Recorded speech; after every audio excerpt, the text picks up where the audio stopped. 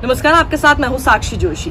तो कई लोग ये सोच रहे हैं कि आखिर ऐसा क्या हो गया कि 9 मीटिंग्स तक तो बीजेपी की ये सरकार बिल्कुल नहीं मानी कि कृषि कानूनों के ऊपर कुछ भी नरमी बरती जाए, लेकिन अचानक से जब 10वें दौर की बात होती है तो थोड़ा सा नरम पड़ती हुई सरकार नजर आती है और क्या कहती है, 1.5-2 साल तक आगे कर दो इसको, 1.5-2 साल तक इसको स्थगित कर देते हैं, स्टे लगा देते हैं इसके ऊपर और फिर हमें कमेटी बना लेते हैं जिस पर बात करें। लेकिन आखिर ये 5 कारण आज मैं आपको बताने जा रही हूँ जिसकी वजह से बीजेपी की केंद्र में जो सरकार है वो थोड़ी सी नरम पड़ती हुई नजर आ रही है।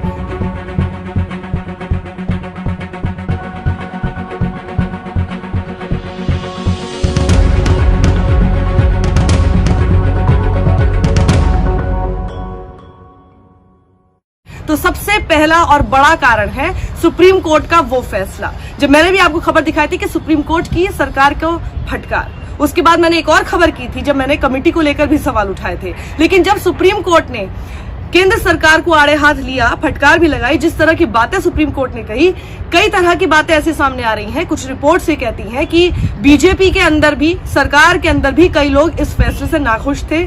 जिस तरह से सुप्रीम कोर्ट ने कहा कि आपको स्टे लगा देना चाहिए इन कानून के ऊपर, ऐसे कानून का क्या फायदा जिसको लेकर इतना लंबा आंदोलन हो रहा है, उसके बाद थोड़ा सा झटका लगा सरकार।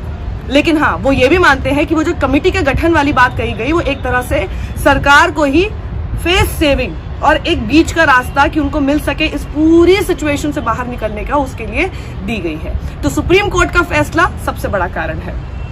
दूसरा कारण है आरएसएस थोड़ा नाराज इस बात से चल रहा है। संघ का ओपनली ये बात कहना कि ऐसे मुद्दों पर सेंसिटिव होना चाहिए। भैया जी जोशी का आपने बयान सुना होगा, जो कि आप सरकार्यवाह बोल सकते हैं आरएसएस के।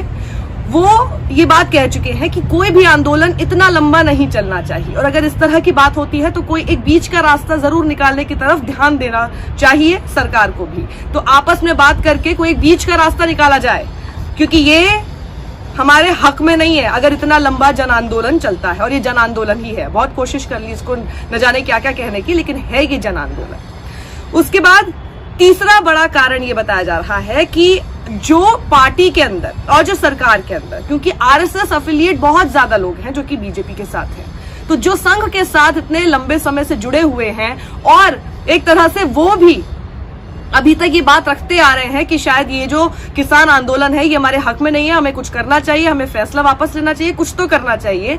तो ऐसी जो आवाजें थी जो अभी तक थोड़ी बंद जुबान में बोल रही थी, वो संघ के इतने ओपनली सामने आने के बाद हो सकता है वो भी बहुत खुलकर आना शुरू हो जाए और एक तरह का विद्रोह हो सकता है पार्टी के अंदर ही और सरकार के अंदर ही। और इसी वजह से बीजेपी की एक केंद्र सरकार इस वक्त थोड़ी सी घबराई हुई है और यही एक तीसरा बड़ा कारण है। चौथा बड़ा कारण है 26 जनवरी को ट्रैक्टर रैली, जिसको लेकर मैंने आपको कल भी एक खबर दिखाई थी। ट्रैक्टर रैली को लेकर सरकार डरती हुई, घबराती हुई नजर आ रही है। उसका वजह ये है, और इसीलिए आपने देखा होगा कि पुलिस ने आखिर क्यों इजाजत देने से मना कर दिया किसानों को, क्योंकि किसान कह रहे हैं कि हम आउटर रिंग रोड पर ही उसको चलाएंगे, ट्रैक्टर्स को इस्तेमाल करेंगे। हम लोगों से ये गुजारिश कर लेंगे, एक दिन की अनुमति मांग लेंगे कि एक दिन हमको दे दीजिए, बस हम आउटर रिंग रोड पर इसको चलाना चाहते हैं। दिल्ली पुलिस ने उसी के लिए मना कर दिया, वो बीच राजधानी में चलाना चाहते हैं ट्रैक्टर को।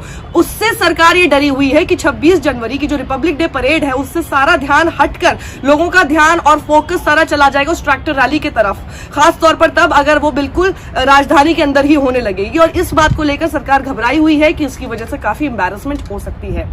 पांचवी बड़ी वजह यह है 29 जनवरी को बजट सेशन शुरू होने वाला है और बजट सेशन में सरकार नहीं चाहती कि ऑपोजिशन की जितनी पार्टीज हैं उनको एक मुद्दा मिल जाए और बहुत एक साथ एकजुटता के साथ मिल जाए। देखिए, नंबर्स भले ही सरकार के साथ होते हैं, लेकिन जब रीजनल पार्टीज भी ऐसी हैं जो लगातार किसानों के समर्थन में अपनी बात कह रही हैं, तो ऐसी छोटी छोटी रीजनल पार्टीज भी अगर एक हो जाएंगी पूरी ऑपोजिशन की वॉइस बनकर सदन के अंदर, तो ये केंद्र सरकार के लिए सही नहीं होगा। इसलिए ये आपको अचानक से 9 दौर की बातचीत तक जो बिल्कुल टस से मस नहीं हो रही थी, उनको लग रहा था किसान है बैठे हुए कितने दिनों और ठंड में बैठेंगे, अपने आप चले जाएंगे, लेकिन जब लगा कि ये नहीं हो पा रहा है और अब बहुत क्रूशियल टाइम सामने आना शुरू हो गया है, तो सरकार थोड़ी सी हिलती हुई नजर आ रही है। और एक और बात है जो मैं 5वीं वजहों में से तो सामने नहीं लाना चाहूंगी, लेकिन मेरा आकलन ये है, हो सकता है कि 1.5 से 2 साल आगे करने का एक और कारण ये है उत्तर प्रदेश के चुनाव, कि वो चुनाव भी निपट जाए, उसके बाद इस तरह की चीज कोई अगर हो जो भी बातचीत करो, और इस बीच में किस तरह से उसको सेटल किया जाएगा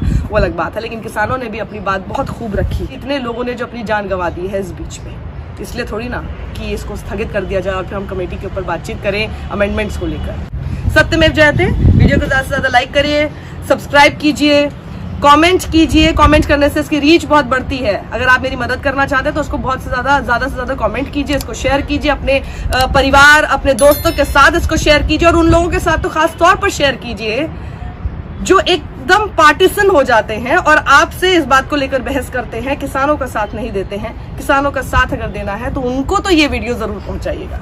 नमस्ते। सत्यमेव जयते।